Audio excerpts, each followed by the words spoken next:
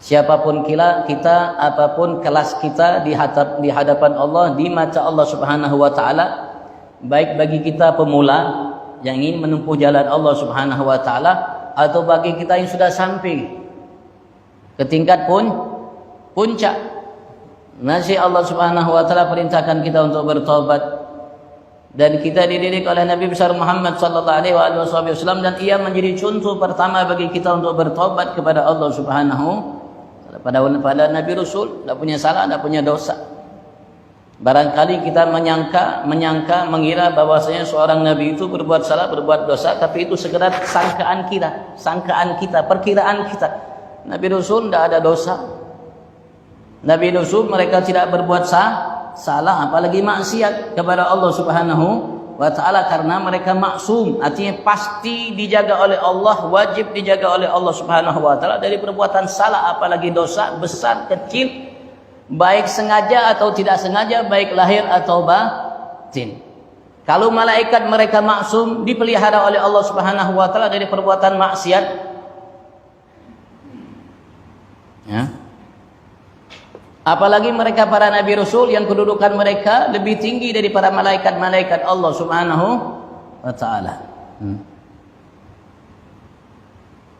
Allah mengatakan, Syed Ahmad Marzuki dalam Aqidah Awam, beliau mengatakan dalam bait syairnya ketika beliau sebutkan namanya para Nabi dan Rasul, dan setelah itu beliau menyebutkan para malaikat, beliau mengatakan ismatuhum kasairil malaika wajibatun wa fadlul malaika.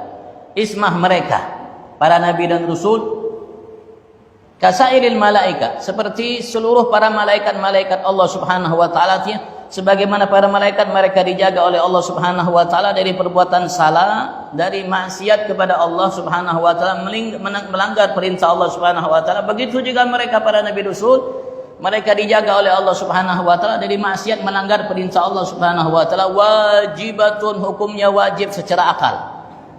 Hukumnya wajib secara akal bagi seorang yang memiliki akar yang normal, akar yang baik, akal yang cerdas, akal yang paham, mengerti akan Tuhannya Allah Subhanahu wa taala.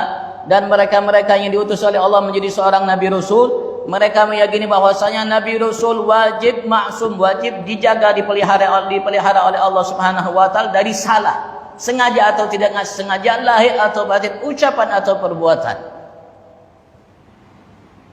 Kecuali selain Nabi Rasul, mereka hanya mahfud seperti para aulia, mereka mahfud dijaga oleh Allah Subhanahu wa taala, tapi tidak mustahil mereka berbuat salah. Tapi kalau Nabi dan Rasul, mereka bukan mahfud tapi maksum.